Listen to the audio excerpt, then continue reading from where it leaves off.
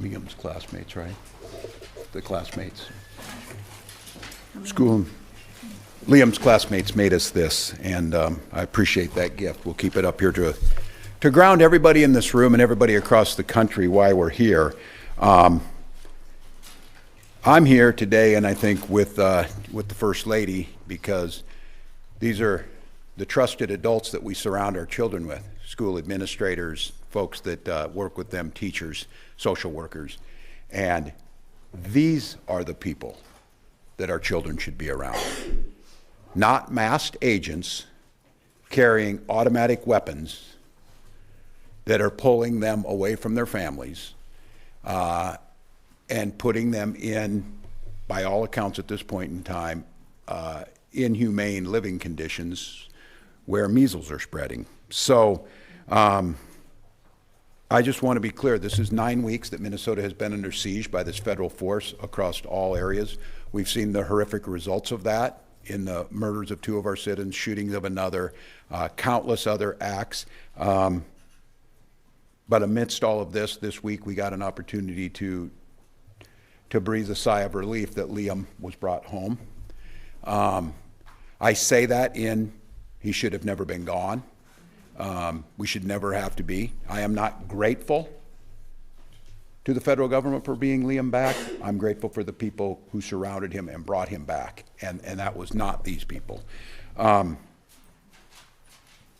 here's the thing. We don't know how many others are in the same situation that didn't get a photo that went viral. We don't have good confirmation of where they're at. Those are being Minnesotans. These are our children that were taken from us, sent to Texas in the middle of the night, put in inhumane conditions, and then forcing judges to tell them to bring back and bring them back home. We get each reports that get worse, and I just want to highlight something, just how far from normal we've been and how the federal government is talking. They call these detention centers tender age detention centers. That is just so wrong and just such a strange usage of words of how they're trying to justify something that cannot be justified. It's been a week since I met with Tom Homan. Expectations have not changed. This force must leave Minnesota. The state of Minnesota and the professionals, nonpartisan judiciary, must do the investigations into the shootings and other abuses of Minnesota's human rights. And this all-out assault on Minnesota across all of state government and all across life must stop. I sent Kristi Noem a letter today demanding clear answers on how many children are currently being held in federal detention centers, where they're at, why they were taken, and what their due process rights are. And I'm going to let the folks here talk about this, that over the past several weeks, just very disturbing, and we visited many of them. You're going to hear from Superintendent Lewis and Fridley that they've shifted the harassment, the assaults towards our schools. And we were very clear about places that were always off limits in ICE operations, whether they were houses of worship, schools, bus stops, hospitals. But we know that's not been the case. They've been waiting at hospitals. They've been waiting because this is where they can get people. And when it comes to children, our schools, we've got video footage at night of ICE officers walking around schools in the middle of the night. We know that we had reports this morning several times, and our bus drivers, they're following the buses to the bus stops where they let kids off. Again, you're going to report on this, but I'm just trying to level set on this. None of this is normal. None of this is okay. None of this makes Minnesota any safer. None of this adheres to the values of this country. All it does is cause terror and trauma to the children who are there, but to the children in their classrooms today who are making little bunnies because their preschool classmate has been all over the news and was ripped away from his families. So we will just make it absolutely clear that we are trying to continue to work with the federal government to find a viable solution, but in all of these things, the onus lies on the federal government to follow the law, follow the court orders, follow human decency, and do the very simple thing of drawing this force back down, doing immigration reform within the rules of law, making sure that the crimes that were committed against the citizens of Minnesota are fully investigated and potentially prosecuted here in the state of Minnesota, and that the assault on Minnesota ends. And I think all of us over the last few days have become very clear that the letter I received last week around the voting rolls was the central theme of this entire situation that we're in, and that proved true down in Georgia, and it proved true by the president's own words yesterday as he said the Republicans need to federalize the elections, especially in the 15 states, which would include Minnesota.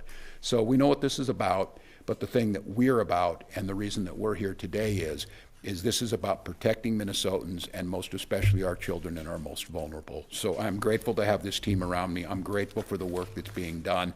There's an awful lot of that happening on the legal front. And with that, I'll turn to Attorney General Ellison. Thank you, Governor. Thank you, First Lady. Well, yeah, I want to say that we're very grateful for our governor who has been leading from the front in this very difficult time. As you know, we're so happy that Liam Conejo, which means rabbit, Ramos is just 5 years old. But I tell you this, he'll never forget what happened to him. And I remember when I was about 5 years old and living in Detroit, and I remember being on my tiptoes, looking through the window, seeing military vehicles go by.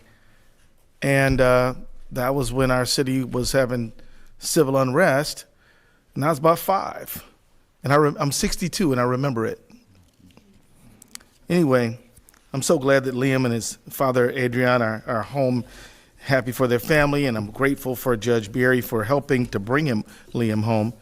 But it is a sign of how far we are from the normal rule of law that a judge even would have to make a decision like this one. But I think it's important for people to read the decision. This is an amazing decision for a court, for an American judge to have to write.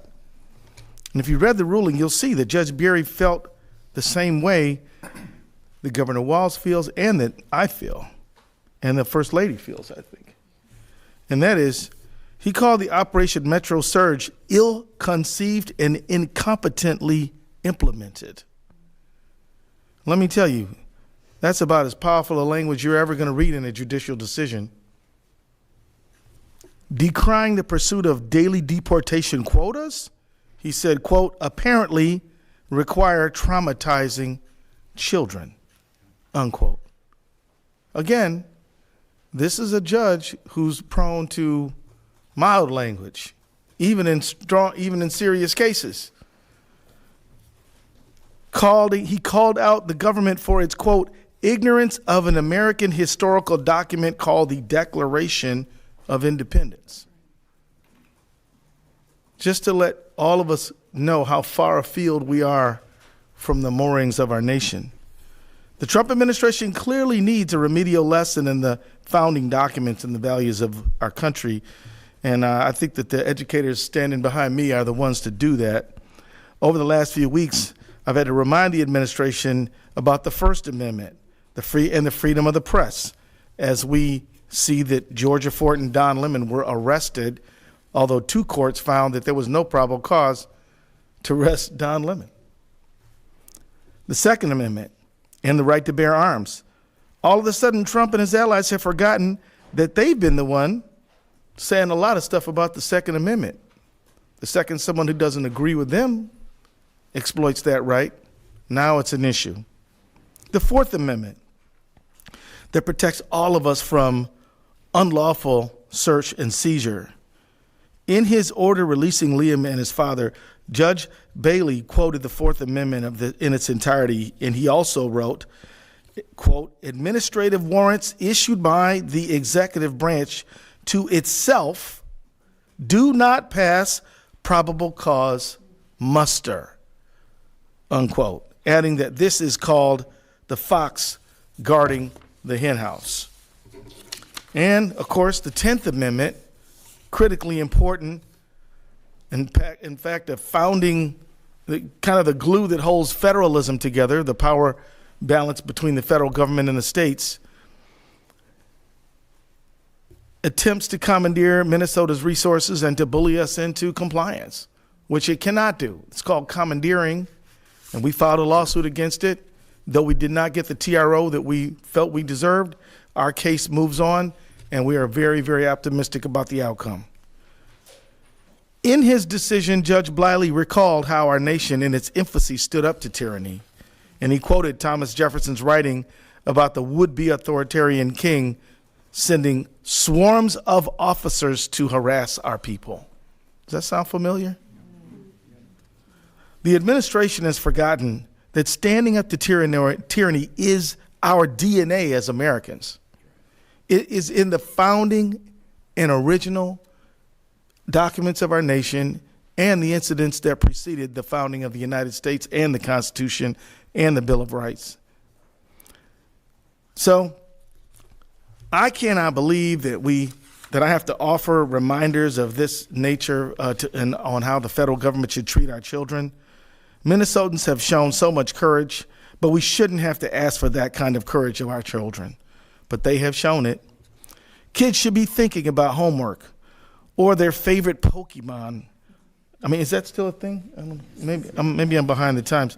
Or getting a good night's sleep, or not worrying about if their father or mother will come home, or whether they'll be taken against their will to a faraway state or to a country that they've never known.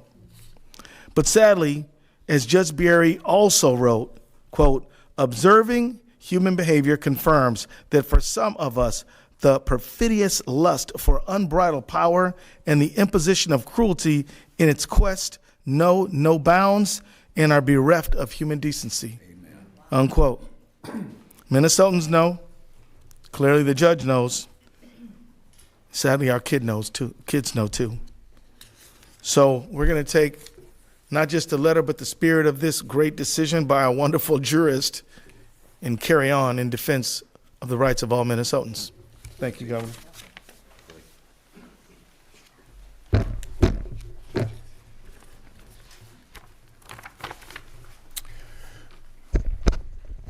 Good afternoon. I don't have much to say today because for me, this is extremely simple. What is happening right now is harming children. Just the other day, I was on an airplane heading home, and in the seat next to me was a 5-year-old who wanted nothing more than to share his grapes with me, play little number games, and with pure delight, feel my bald head like it was the funniest thing he had ever seen. And to my new young friend, Wes, from central Minnesota, thank you for making that plane ride more fun than expected. You see, Wes doesn't care about headlines. He doesn't carry anger. And he certainly doesn't walk through any part of this world with fear in his heart. He just gets to be a kid. That sweetness, that innocence, that joy is something every child, every young person deserves to experience. So what is happening across our state, the great state of Minnesota, what is happening in schools and communities that should be safe havens for our students, is robbing children of the pieces of that innocence. It's eroding their sense of safety. It's interrupting the full academic experience that we work so hard to create in every classroom. So from me, from the Department of Education, from everybody here, the governor and the First Lady, to our educators across Minnesota, it's simple. Thank you. To the school support professionals, volunteers, coaches, bus drivers, paraprofessionals, and counselors, thank you. Every day you show up to keep kids learning and safe, and you are doing the best work in this state. So our ask is please let us commit, every one of us, to protect our children's joy, protect their right to safety and learning, and protect their right to be children and young adults in full. Like I said in the very beginning, what is happening right now, it's harming young people. Thank you. Commissioner Cunningham. Good afternoon. I'm Brooke Cunningham, Commissioner of Health. I want to make a few brief comments, many of which may be echoed by the concerns that others share here this afternoon. Public health officials, policymakers, academics and others have long raised concerns about the conditions in detention facilities. While many facilities have screening and safety protocols, we do not know the rigor of those protocols or their compliance with them. It is not clear to us what kind of medical care or consideration is being provided to the people in detention, and we are learning about situations like the measles outbreak in that Texas facility through the media. Certain groups are at greater risk of poor outcomes, including young children, pregnant people, the elderly, and those who are immunocompromised. And I don't think we can overstate the psychological stress of detention itself. In addition to the concerns about the public health impacts of detention and the conditions in these facilities, we also know that federal actions have taken a toll on the mental and physical health of Minnesotans. People are afraid to leave their homes, families are delaying care or not going in at all, community clinics are reporting high no-show rates. And in public health, we talk about adverse childhood experiences and how the exposure to trauma, to stress, to parental separation and instability can affect a child's development and their health over a lifetime. A child's well-being flourishes in nurturing, stable environments, not in an environment of fear and uncertainty. Thank you, Commissioner. Dr. Lewis. Good afternoon. I am Brenda Lewis, the Superintendent of Fridley Public Schools. And what I am sharing today is a tiny fraction of the clear and present reality in my district and many districts throughout the state. Let me be very clear about my role. I am not here to debate or shape immigration policy. That is not my lane. My responsibility, and frankly my obligation, is the safety of children, families, and staff, and the right of every single child to come to school to learn without fear. For weeks, I have been speaking out and publicly documenting the impact of ICE activity in and around our schools. I have done so transparently because our children, families, our staff, and the public deserves honesty. And they have the right to learning environments that are safe, stable, and academically focused, not terror-ridden zones defined by fear and intimidation. Since doing that, the retaliation has been real, and it has been escalating every single day. I have personally been followed twice by ICE agents. I am a U.S.-born citizen, born in Lake City, Minnesota. One of our school board members was followed for over an hour, U.S.-born citizen. Multiple board members have had ICE vehicles outside of their homes for many hours on end. This happened last week and again yesterday. 4 black SUVs outside of a board member's home multiple times yesterday. ICE staged at 2 of our school buildings on Saturday, moments after the New York Times article was released. They also staged again this morning. This is not incidental. This is not benign, and it is having a devastating impact on our school community and school communities throughout Minnesota. I think we can all agree that none of us want violent criminals who are not here legally in our neighborhoods, but I also ask, I believe we all agree that we do not want school children terrorized, families afraid, or our staff prevented from attending and working in our schools because of sheer and present terror. Right now, students are afraid to come to school. Parents are afraid to drop them off. Staff are coming to work wondering if today will be the day that something happens in one of our buildings. We are seeing attendance impacts. Families are choosing virtual learning not because it's best for their child, but because fear has taken over. And this fear is not perceived. This is justified fear. In response, we have stood up every support we can because that is what public schools do. We have added security. We have added trained observers at all of our buildings. We have adjusted transportation. We have adjusted arrival procedures. We have adjusted dismissal procedures. We have increased social work, counseling, and mental health supports. We have expanded virtual learning and meal access for families afraid to leave their homes. We have cabinet-level leaders physically present in every single one of our buildings. We are communicating constantly with transparency and care. I personally patrol around all of our schools every morning and every afternoon. And when I do this, I certainly lets me know through hand gestures that they know who I am. And still, our fear persists because no amount of school-based support can undo the trauma caused by federal agents posturing in, on, and near our school properties. Schools must be safe places. They must never become places of intimidation. ICE does not belong in and around our schools, in and around our bus stops. Their presence is harming children. It is disrupting learning, and it's eroding trust. I will continue to be transparent. I will continue to speak up. And I am asking urgently for action. Get ICE out of schools, out of parking lots, and out of our bus stops. Our children deserve to feel safe when they come to school. This is not political. This is all of our responsibility. Thank you, Dr.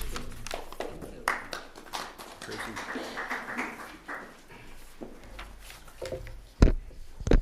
Hello, my name is Tracy Zhang, and I'm the school social worker at Highland Elementary in Columbia Heights. As many of you know, our communities and schools have been heavily targeted by ICE. You've heard from many representatives today about what's happening to our families, but I want to share what this looks like inside of the school from a staff member, and what it looks like for children, educators, and the families that we serve. Over the past month, my role as a school social worker has changed drastically. I rarely meet with students anymore, and it's not because they don't need support, it's because we see fewer kids walking through the doors each day. Students used to be absent because they were sick, now they're absent because they feared deportation. Students used to ask me for help navigating friendships, now they ask me how to cope with ICE breaking apart their families and taking their friends. Much of my day is now spent coordinating food deliveries to homes, finding volunteers to transport students to school, and making sure basic needs are met for families who are too afraid to leave their homes. My job has always been to ensure students have food, clothing, and shelter, but I never imagined having to provide these services under such traumatic and distressing circumstances. Our teachers and staff are no longer just educators. They have become caregivers, advocates, and lifelines for our students and families. They deliver food, walk students to and from school, patrol school grounds to ensure safety, and do countless other things behind the scenes that most people never see.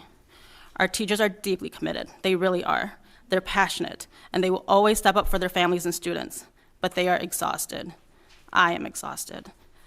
Every day, I see the stress, tears, and fear as they face the uncertainty of each school day.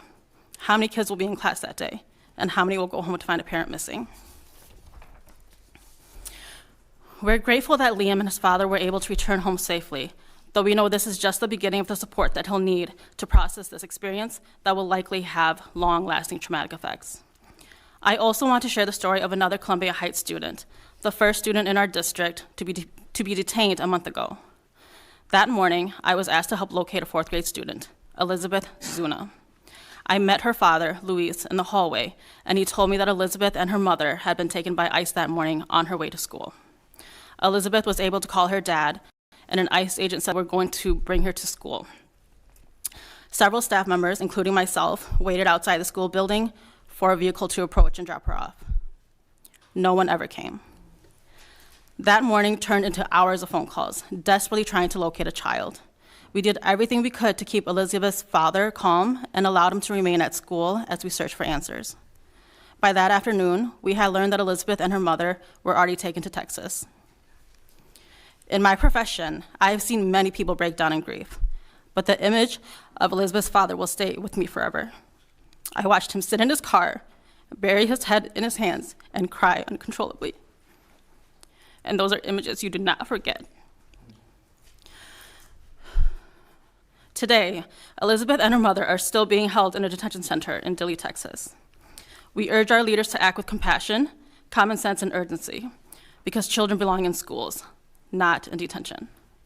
We're calling for Elizabeth to be allowed to wait out this legal process in a safe, humane, and loving environment, one that recognizes her dignity, humanity, and her right as a child.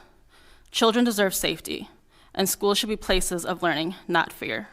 And no child should ever disappear on her way to school. Thank you. Thank you, Tracy.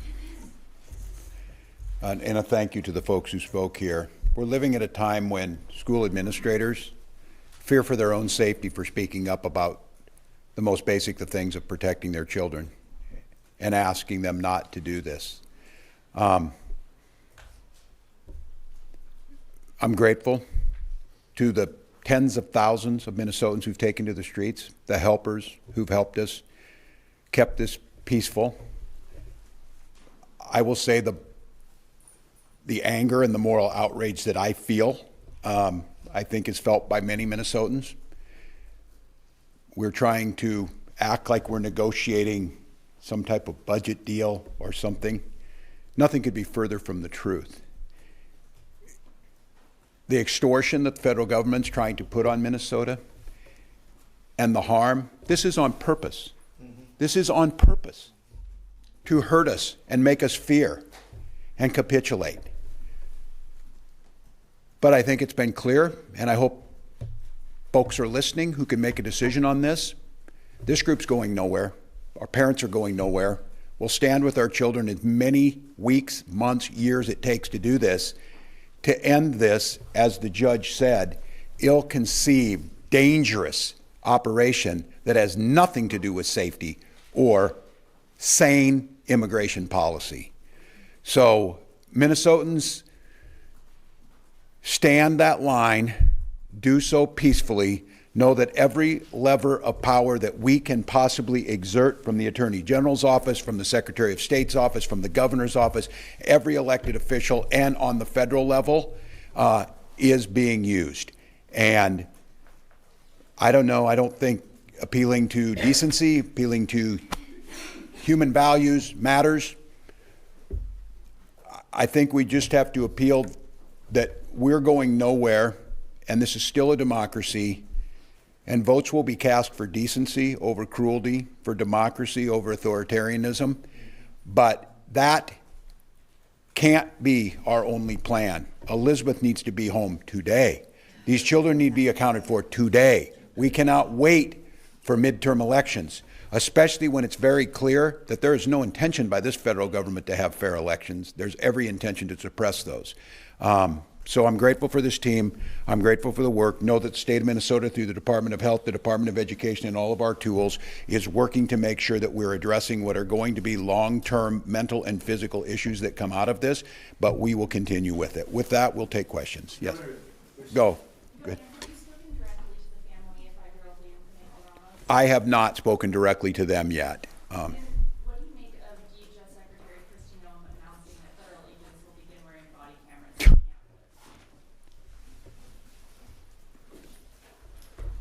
Look, I'll just say this. Kristi Noem is the most ill-prepared and absolutely worst choice for any cabinet position we could. The idea of after three of our Minnesotans are shot, 2 murdered, all of that's happened. How about that body camera of Alex footage? I've been asking for that. I asked for the names of who did it. I'm asking for some response.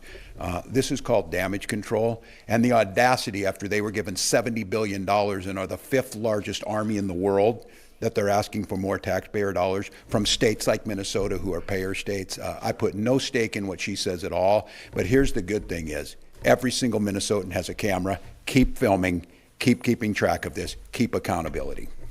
Governor, there seems to be a feeling among many in Minnesota that there's no path out of this, that there's no light at the end of the tunnel. Where did you leave things with Tom Homan? When's the last time you spoke to him? Is there any This morning. come to the table with? This morning, and I articulated again, we're not in a negotiation, we're not in a demand. We follow law. They know that. You've reported on that. And my expectation not a demand. My expectation is draw down these forces, get them all out of here, give us the ability to investigate the murders of our neighbors and stop the assault on Minnesota. It would be my expectation, and it's there in their court, especially after everything that's happened here and with Liam and Elizabeth and countless faceless others who are our children, that they will address this. And it's my expectation and that we will see a dramatic shift in where this is at for the better for Minnesota starting this week. That would be my expectation. So yes, sir. Yes, thank you, Governor Walz. There are 4 students in the Columbia Heights School District that are currently being detained in Dilley, Texas. Have you been able to talk to the families? Yeah, this RT was anybody. Yeah. Good afternoon, Zena Stenvik, Superintendent, Columbia Heights. Our staff members who are here with us today are in connection and contact with the legal counsel for the families. So we're working on it. We'd like them back. Governor, I'm wondering if, session is somehow 2 weeks away. Are you thinking about any sort of relief or funding package for everything from food security for families who, can't go to school or work? Cities are saying their law enforcement offices are restrained.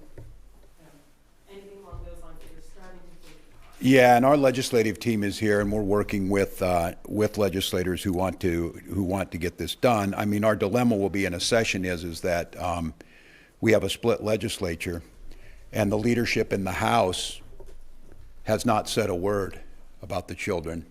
They've not said a word condemning the killing of Alex. Won't even address it. Continue to dodge the question. So my concern is that in our agencies, we're trying to do what's allowed through the executive branch to be able to address some of those things. We do need, I think, some legislative fixes. I do think we need to, especially with our schools, understanding, and I don't think it's sinking in yet, the immense costs that are being put on these very tight budgets. Simultaneously, all of our federal funding is being, what's the term? Impounded illegally. So the assault you're seeing is one level. The assault that we're seeing in the agencies and the ability to do the things that the state will need to do in this crisis is also being undermined. They are doing everything they can to destroy the foundational pieces of what makes Minnesota great.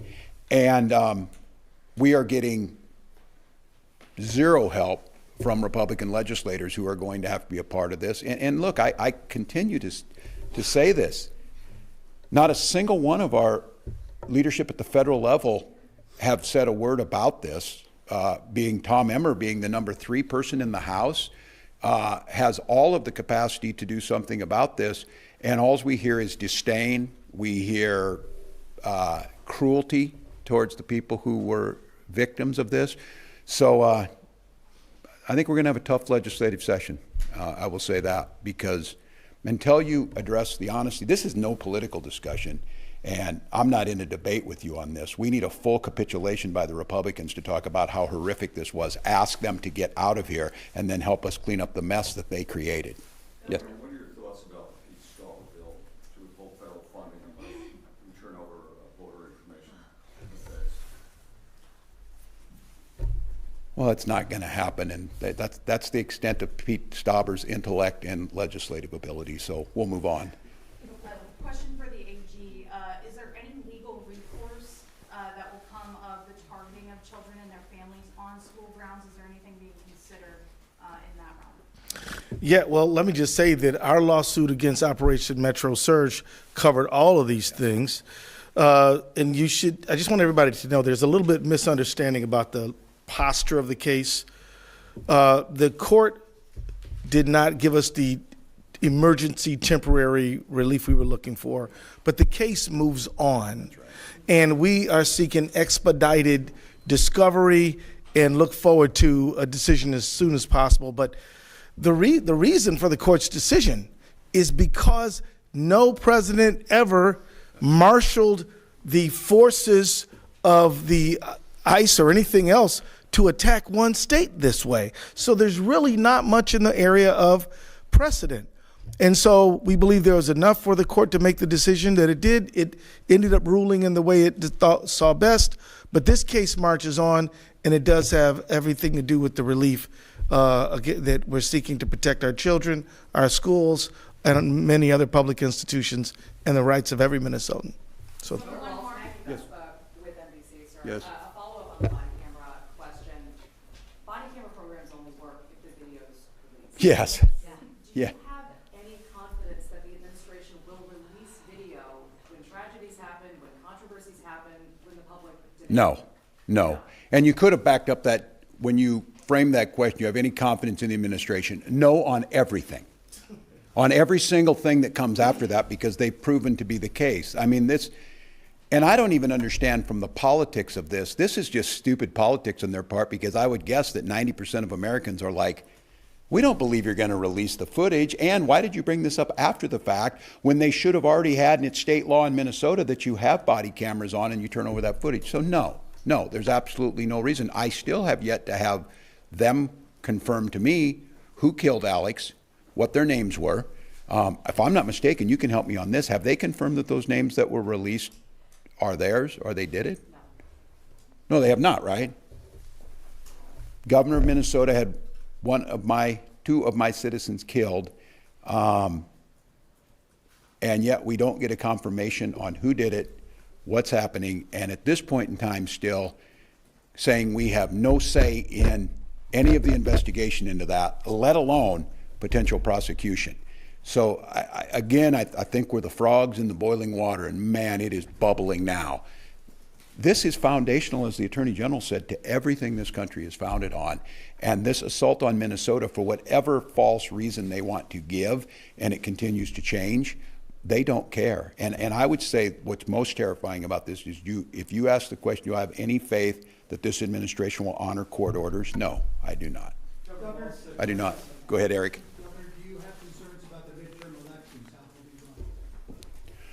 Not because of how Minnesota does it, because Steve Simon and the nonpartisan or Republican and Democrat who run these elections in our counties, in the states, as it is by the Constitution, as the 10th Amendment guarantees, and Minnesotans' elections are the fairest, the freest, the most secure, and the most well-attended. And that makes us a target. And that is exactly why the President of the United States said, not they, he said Republicans should federalize the election with at least 15 states.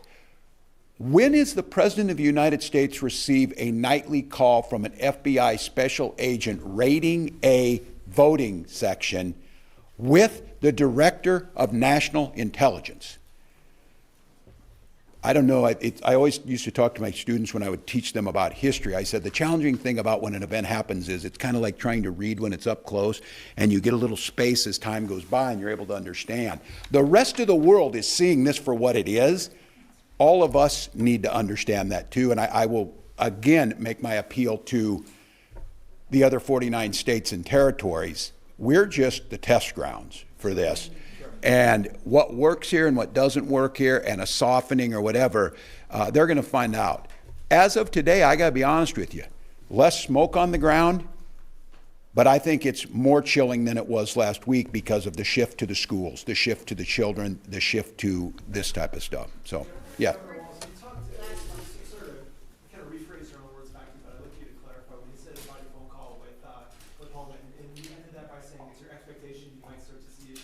Yeah. Within the week.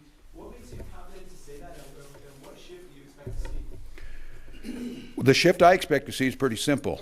A clear reduction of these forces immediately back to pre-levels and 100, 150 that were here on a normal basis, working on the worst of the worst, working with the State Department of Corrections for decades, all of the normal processes on getting the worst of the worst out of here, letting us be part of these investigations, the BCA being part of the investigations, and then a reduction in this attack across us. I would hope that would be there. Look, we all know that the only reason Tom Homan's here and Bovino's here because Donald Trump was watching TV last Saturday, a week ago, saw the horrific aftermath of Alex's murder, and told them that this doesn't look good. He even used terms like, well, you know, that guy's stock's not as high as it is anymore. This is reality TV for him, and he was losing in the ratings. he's going to continue to lose in the ratings. So my expectations on this is not that they found any heart, not that Liam being down in a measles-infested facility with no safeguards, Minnesotans being terrorized. None of that's making a difference. What's making a difference is a district that they won by 17 points got flipped by 14 points the other way.